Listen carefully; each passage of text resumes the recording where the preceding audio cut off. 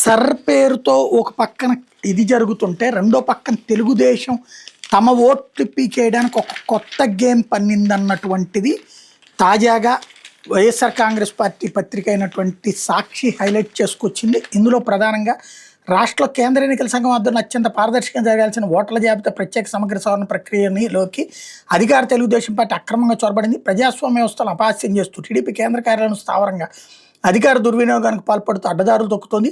రాజకీయ ప్రత్యర్థి వైఎస్ఆర్సీపీ ఓట్లను పెద్ద ఎత్తున తొలగించడమే లక్ష్యంగా సర్ పేరుతో టీడీపీ ఏకంగా ఒక యాప్ను రూపొందించింది. ఓటర్ల కులం ఏంటి, ఏ రాజకీయ పార్టీ సానుభూతి పడ్డ అనే వ్యక్తిగత వివరాలను టీడీపీ బూత్ లెవెల్ ఏజెంట్ల ద్వారా సేకరించి గోప్యతకు తూట్లు పొడుస్తూ ప్రత్యేక యాప్లో నిక్షిప్తం చేస్తోంది.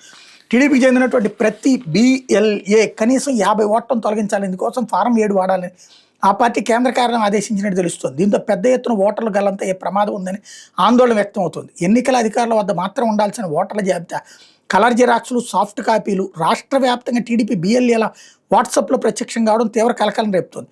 ఓట్ల జాబితాలో కొన్ని ఫిజికల్ కాపీల కలర్ ప్రింట్అవుట్లతో టీడీపీ BLAలు ప్రతి ఇంటిని జల్లెడబడుతూ వ్యక్తిగత వివరాలను గుచ్చి ఆరాధిస్తున్నారు. వైఎస్ఆర్సీపీ చెందిన BLOలకు బ్లాక్ అండ్ వైట్ లిస్ట్ మాత్రమే ఇవ్వడం, టీడీపీ ఏజెంట్లకు మాత్రం కలర్ ఫోటోలతో కూడిన ఓటర్ల జాబితాను అందజేయడం అధికార దుర్వినియోగం మరింటని రాజకీయ పరిశీలకులు, ప్రజాస్వామ్యవాదులు ప్రశ్నిస్తున్నారు. కేంద్ర ఎన్నికల సంఘం నిర్వహించాల్సిన ప్రక్రియలో అధికార పార్టీ తలదూర్చడం ఏంటని నిలదీస్తున్నారు.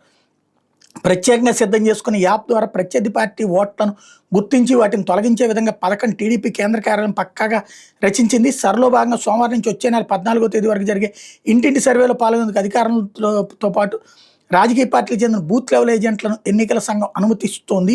దీన్ని అదనంగా తీసుకుని వైఎస్ఆర్సీపీ ఓట్లను తొలగించేందుకు మై టీడీపీ పాస్పోర్ట్లో సర్ పేరుతో టీడీపీ ఒక యాప్ను రూపొందించి ఎన్నికల సంఘం వద్ద గోప్యంగా ఉండాల్సిన ఓటర్ల జాబితా కలర్ ఫోటోలతో కూడిన మాస్టర్ డేటాను సేకరించి టీడీపీ అధికారిక దుర్వినియోగానికి తెగబడింది అన్నటువంటి వార్తని హైలైట్ చేశారు. గతంలో కూడా సేవామిత్ర పేరుతో 2019లో ఇట్లాగే 39 లక్షల ఓట్లను తొలగించింది అన్నటువంటి వార్తని ప్రధానంగా హైలైట్ చేశారు.